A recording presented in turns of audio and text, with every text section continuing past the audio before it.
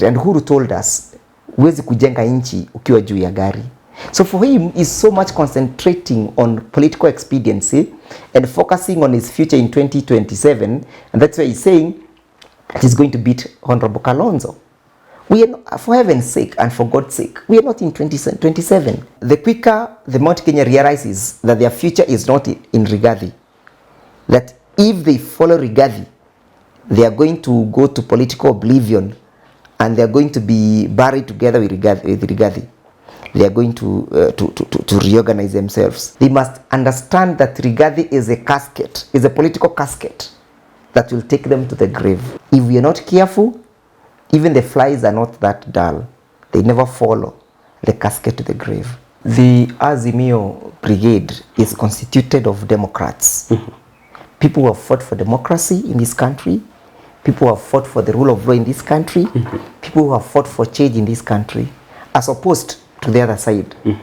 The other side is constituted of individuals who do not know what reform is. They have never fought for any reform. They never fought for the new constitution. They never fought for democracy. They never fought for Mudavadi.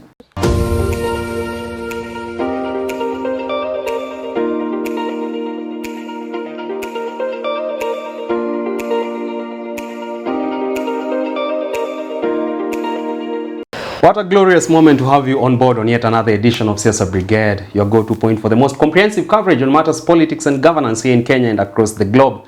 I'm yours truly, Richard Mwanjo. Indeed, always a pleasure to have you on board. Now today we're going to discuss a raft of issues touching on governance and politics at large.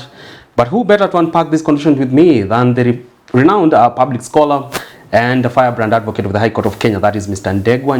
My name is Richard Mwanjo. Always a pleasure to have you on board. And now let's get straight to the conversation. Ndegwa. Yes. Glad to see you. Glad to see you, Richard. Yet again. Yet again is another new day. And we are here for another new occasion, at least to see whether we can try to convince Kenyans that things are not okay. How are the people of Gishugu, your village? They are okay. I was there yesterday, and they're only okay in terms of health, well-being, and well-being, but in terms of economics and the money in the pocket and the food prices and the fuel prices, those guys are gnashing their teeth. They are feeling the pinch? Yes. They are seriously beaten. You know, they are coffee farmers. Coffee has lost its taste. They are milk farmers. They are macadamia farmers. They have lost hope. Those guys are hopeless now. But then again, how do you say they are crying? Yet their very own son, say Kiaru Member of Parliament, Ndindi Nyoro, has come forth and showered the president with lots of praise, saying he has met the debt obligations of the country. He has poised Kenya to be among the 29th most growing economy in the world. And talking all matter of honey and sugar about this country. Is it that they are reading from a different script from that of Ndindi Nyoro? These guys have not transited from the 2022 politics and the politics that they did for the last 5 years to now knowing that they are now in government and they're supposed to govern.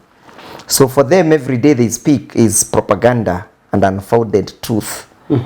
For one reason, I've heard him say that the inflation rate has improved. And I'm asking myself, unless I'm living in a different country.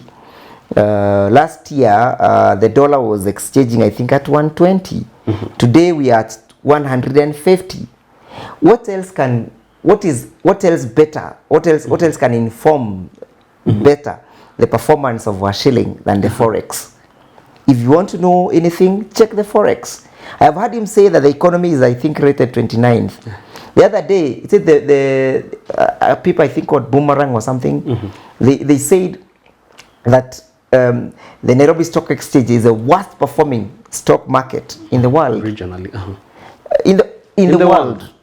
Allah. So, you know, how has the economy performed and the fuel prices as high as they are? There is no shilling in the pocket. The purchase power has collapsed. I don't know where they are. I don't know each country they live in. I think they need to smell the coffee. And the quicker they smell the coffee, the better for them. Because mwananchi hawako pamoja na yeye. Would you then say that was so low of the chairman of the Budgets and the Appropriations Committee? It is not even actually a question of being low. It's a question of a leader who is not accountable. It's a question of a leader who is not transparent. In touch with reality? It's a question of a leader who is not in touch with the reality. It's a question of a leader who does not appreciate the imports of Chapter 6 of the Constitution about leadership and integrity. That we should hold him to account of his statements. So to me, it's a big embarrassment to this regime. But again, I give it unto them. They do not matter with the issues of meritocracy do not matter to them. Yeah, for them, anything goes. Very well. That of the ways into our conversation of the day, and we're going to begin from matters the 2027 politics. And from your standpoint, you forecasted at a situation whereby in 2027 the President William Ruto will drop Rigathi Gachagua as his running mate. Yes. And my question would be, what informs your third eye that you consider Rigathi won't tick all the boxes that he should for him to become the running mate of Ruto in 2027? You know, Mr. Rigathi was not one of the best or desirable person for that was to be William Ruto's running mate. Remember, there was a contestation between him and Kithure Kindiki. Rigathi was given as by the way, not that he is most suited or fitted for him to be. And his utterances have actually confirmed that truth, that he is not fit to hold that office. His call and push for the country to be balkanized in terms of the shareholders and the non-shareholders tells it all, that this person has never been fit. Number two, is a very weak person. He is weak. He has weak personality. He has poor interpersonal relationship. His character is questionable. His past is questionable. So William Ruto brought in Rigathi as a means of trying to bury for eternity the Mount Kenya political prowess. So the quicker the Mount Kenya realizes that their future is not in Rigathi, that if they follow Rigathi, they are going to go to political oblivion and they are going to be buried together with Rigathi. They are going to reorganize themselves. So we are calling upon the Mount Kenya region people to have some self-introspection. They must understand that Rigathi is a casket, is a political casket that will take them to the grave. Political casket? The political casket is a political casket. If we are not careful, even the flies are not that dull. They never follow the casket to the grave. But then again, you know why? Sure, because you let me know. Rigathi is so weak, and he has no capacity to transit into a presidential material. Are you trying to say that maybe he's a spineless politician who cannot navigate on his own? Maybe case of a grafted politician. He's so spineless. He does not have a political base. He does not have a political party. He does not have a history of any reform in this country. He has never fought for anything. He does not stand for anything. He's a wavering politician. He's just like a feather. Yes, that on Saturday when he was in a golf tournament at Nyeri, you remember he had put up a very spirited war against the so-called coffee cartels. On Saturday had him dropping the ball, saying, "Oh, hata kama ni kidogo kujeni mtugawie your profit kidogo, share with us the profit." You see, change of tune. He has a change of tune. That tells you he has no consistency, and you cannot trust a person who has no consistency. Number three and final one is that Rigathi is not a homegrown product. Is an imposed product. Is a tortoise that has been placed on top of this table. So the person who placed it there can just remove it, and you can see. A decoy? A decoy is even better because at least it can try to show you that like there's some bit of reality. There is no political reality in Rigathi whatsoever for Mount Kenya region, and there is no political realization that Mount Kenya region will find in this man, and that's why you can see people like Akina Mudavadi, they are being revamped. If there is any respect for him that Mr. William Ruto has for Rigathi, he would not have referred to him as primitive and as backward. That tells you the cookies are crumbling. And the Tower of Babel will come down. The Tower of Babel is down. So it is naive for us, Mount Kenya region, to think that we can have any political future in Rigathi. It's also William Ruto has no intention of creating another powerhouse in Mount Kenya region. And that is why he chose such a kind of a weak character. It's because he has no intention of creating a powerhouse. And he knows that Mr. Rigathi cannot change himself to anything else other than what he is. So you're talking of a situation whereby from Musalia Mudavadi, Moses Wetangula, or even Cleophas Malala, it's a strategic positioning by President William Ruto to weaken Rigathi somewhat. To weaken and his influence. And consequently, weaken Mount Kenya and subsequently have them buried. Very well. Yes. Rightly put there. Moving on swiftly, still on conversation about 2027 politics, we've seen Minority Leader Opiyo and I come forth and say, much as Raila Odinga has not formally endorsed Stephen Kalonzo Musyoka as the flag bearer of Azimio in 2027, he says, however, Kalonzo Musyoka is overqualified to be our flag bearer. If anything, is the best candidate for it. And my question is, you are a close ally of Martha Karua. Knowing too well Martha Karua has always harbored presidential ambitions. Where will this leave Martha Karua? Or what thoughts will she have at the realization of such comments coming from Opiyo and I? You know, the Azimio Brigade is constituted of Democrats. People who have fought for democracy in this country. People who have fought for the rule of law in this country, people who have fought for change in this country, as opposed to the other side. The other side is constituted of individuals who do not know what reform is. They have never fought for any reform. They never fought for the new constitution. They never fought for democracy. They never fought for multi-party. And the converse is true that Azimio is constituted of people who have now done those things that I've spoken about. And Azimio has its own structures of determining who becomes the flag bearer. And because it will be a democratic process, and our intention is focused on making sure that this regime goes home, whoever shall be the flag bearer will get the support of the entire team. This is not about individuals' interest. Individual stake. It's not about individual stake. It's about the future of this country, the future of our children, and the survival of this nation. Very well. And still on matters 2027 politics and maybe the steps the sitting administration is trying to do to also get the seat once again. Yes. We have seen member of parliament, member of parliament, that is John Mbadi. Yes. Come forth and said, many people think William Ruto is going across the country on development tours, but even the case in Siaya County, he terms it as more of trying to popularize UDA outfit, nothing to do with regional balance in development and serving all people regardless of how they voted. Yes. Do you borrow or literally subscribe from the same thought as John Mbadi that for William Ruto, this traversing the country and backyards of his opponents is nothing to do with development, but popularizing UDA? Exactly. You know, William Ruto thrives in those campaigns. If you ever tell him that he should never go for those campaign trails, the guy might get sick. And you can see that he's not able to stick to his office. Because Uhuru stuck to his office for 5 years. And we're able to see the results. We can see the road that runs from Kenot all the way to Nyeri, through Madera, where Mr. Rigathi comes from.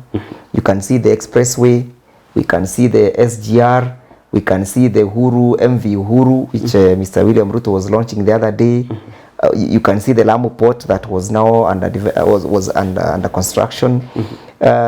So you cannot develop this country. And Uhuru told us, huwezi kujenga nchi ukiwa juu ya gari. So for him, he's so much concentrating on political expediency and focusing on his future in 2027. And that's why he's saying he's going to beat Honorable Kalonzo.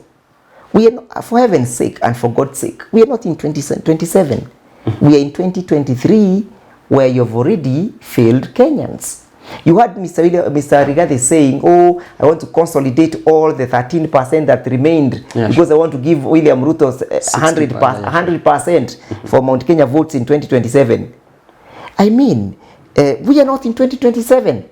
You have not even delivered the promises that you promised. Now you're already 2027. So all those tours that he's doing is political mobilization. Not development tours? They're not development tours. Because if they were development tours, when they came to Mount Kenya region, they should have brought people, manufacturers who can add value to our coffee. They should have brought manufacturers who can add value to our milk. They should have brought manufacturers who can add value to our tea. They should have brought manufacturers who can add value to our infrastructures. They could have brought people to create cottage industries in Mount Kenya region. But you can see, all this is political mobilization. What happened when they went to Nyeri Sagana launch? There was no any development discussions there. It was about mchele, nyama, na soda. So a debate or a conversation that ought to have been about one man, one vote, one shilling was reduced to a conversation of one plate, one man, one plate, one soda. You see? Embracing the people. How does that help me as Kenyan, as a Mount Kenya person? How does opening the UDA office in Siaya add value to the people of Siaya? But then again, I somewhat differ with you because, I mean, you can scout around and look. You have a right to differ, yes. Very well. In many of these development tours, I mean, those that have been tainted as such, we've seen even, as much as there are roadside declaration on top of roofs of cars, we've seen the government the president dish out development carrots, promising a road here and there, promising a hospital here and there. That in itself, don't you consider that in self-development as much as it has not been implemented yet? Let him first of all build the roads that he promised in 2022. Before dishing more. Let him deliver the promises that he promised. Let's see the Mamamboga government that he promised. Let us see the border government that he promised. Let us see what he has been able to do in SMEs.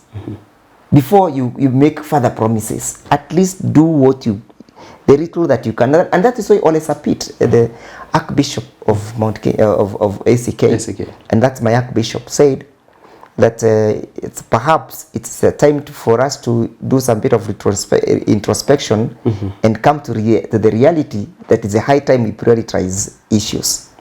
He said, let's come to the reality and tell Kenyans we lied to you. And go on promises. And on these promises. So in my view, all these promises are promises. They remain as promises. There is zero delivery. Zero delivery? Yes. But then again, come to think of it, sir. Anytime you have this idea of developing the country, even the economy, it starts from visualizing it. Yes. Is it bad for you to vocalize it or amplify it before the electorate as much as you don't have the capacity to do it as at the moment? What Kibaki did when he came into power, he first of all put a group of men and women together. They came up with a economic blueprint, which was led by people like Dr. Mukisa Kitui, Professor Anyang' Nyong'o. I think there was also, Dr. Mwangi of Equity, and a group of very serious individuals. That blueprint culminated into Vision 2030.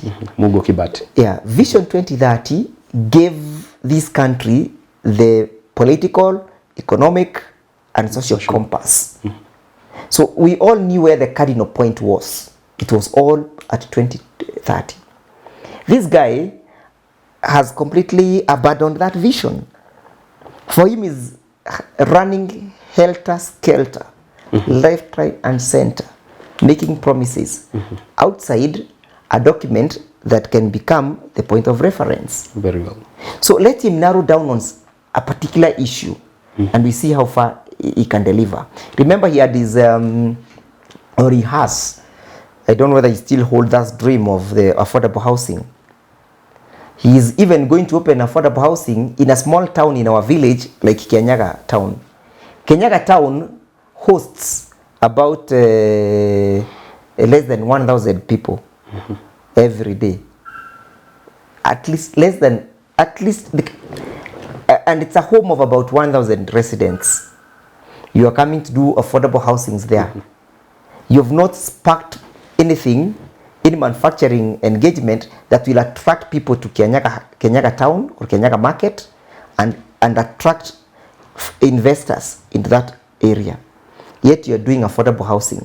He's doing affordable housing in a village where everybody visits the town in the morning and goes home in the evening. Everybody has constructed their houses irrespective of the status and the nature of that house. So we all come, the 1,000 people come to Kenyaga town in the morning and they go back to their homes at night. Yet here is a man with a vision of constructing affordable housing. All right, we'll put there. Allegedly, to spark the economy. I'm yet to wait and see what happens. If it will be and how that revitalized. will impact on the economy. Let me ask you, Sure. as I finish on this issue of the affordable housing, between private sector and government sector, who have constructed more houses? Isn't it the private sector? It is the private. Have you heard the impact? Recently, there's a very big mall here in Eastleigh. I hear that mall cost about 25 billion. One individuals pumped 25 billion in the Nairobi economy. Did you ever feel its effect? Nobody felt the effect. So I'm asking, how will the construction of this affordable housing impact on the economy? If the private sector, who are building more houses even as we speak, than government, they have pumped money into the economy and we cannot feel it. How will the government change this matrix? Very well. This is a scheme that is meant to siphon money. Let's advance this conversation. You come from Mount Kenya block, and Yes. I'm sure you are used to this old adage. And a story is told that of when the hyena wants to eat its children, it Yes. first accuses Yes, them of this was smelling it. like goat. Very well. Recently, we've seen a section of Kenya Kwanza legislators call out and say they do not believe in the competency of UDA SG Cleophas Malala. We've seen Kimilili, Member of Parliament, Didmas Barasa, says it's high time we do away with Cleophas Malala. He's not competent enough. And that voice resonates in many among Kenya Kwanza. Would you then say, now that we know every barking dog has its owner, there could be attempts to somewhat bring down UDA, much as they have tainted it as a very formidable entity that will no longer have cracks therein? From where you sit, do you see it's a house already broken, but they're really trying to cover it up? You've asked me a very difficult question. To analyze a house that I don't live in, to analyze a house that I don't believe in, to analyze a house that was constructed for political expediency, this so-called UDA. It's not only him it's not only the leadership as wrangles, even the people have abandoned it. So where will that leave Rigathi, who is riding high on UDA? Rigathi will be left where he was picked. He will be dumped where he was picked. On the streets? And he's already dumped where he was picked. And I believe that's where he belongs. How do you call yourself? Remember, when President Uhuru Kenyatta wanted to partner with Mr. William Ruto, Mr. William Ruto came with his URP. URP, yeah, sure. His Excellency came with TNA. Yeah, sure. And they merged, right? This guy says, oh, I believe my president is a Christian. Oh, he's a God-fearing man. He's a Mungwana. I do not need to write anything with him. Yeah, I trust that he's gonna deliver what we have believed. We have agreed on him. Oh, this man is good. He's awesome. Then where he is? There is no politician worthy salt who does not see the importance of having a special purpose vehicle for negotiating his interests. And that special purpose vehicle is a political party. Yeah, and they say palipo na moshi hapakosi moto. Yes. Are you somewhat signaling there could be fire? Uko moto umewaka sana bwana. It's here to come out to the public moto domain. Umewaka. Ukisikia jamaa anaitwa primitive na anaitwa na mdosi wake, utasemaje sasa? Hiyo nyumba imewaka moto. It's only a matter of time before the chicken comes home to roast. It's only a matter of time before the chickens come home to roast. Yes, they are going to come home to roast. In the fullness of time. In the fullness of time. And as us in Azimio, we are not concerned with that. As we are focused on taking power in 2027. If God gives us the opportunity, inshallah. Inshallah. Inshallah. There you have it from Advocate of the High Court of Kenya, ENDGAME. We've talking matters, a plethora of issues in the world of Kenya's politics and governance. We've talked about the future of Mount Kenya politics, narrowing down to people like Deputy President Rigathi Gachagua, Honorable Ndindi Nyoro, and also traverse to the other side of town, talking matters, the UDA outfit and whether it will stand the test of time and to forge forward into the future with the much needed resilience and strength. That has been our conversation today on Siasa Brigade. Always a pleasure to have you on board. We cannot wait to have you on our next edition. So stay glued to this channel, that is Herman Manyora, and this particular edition of this show, that is Siasa Brigade. It has always been a pleasure to have you on board. Until then, God bless. Enjoy the rest of your viewing.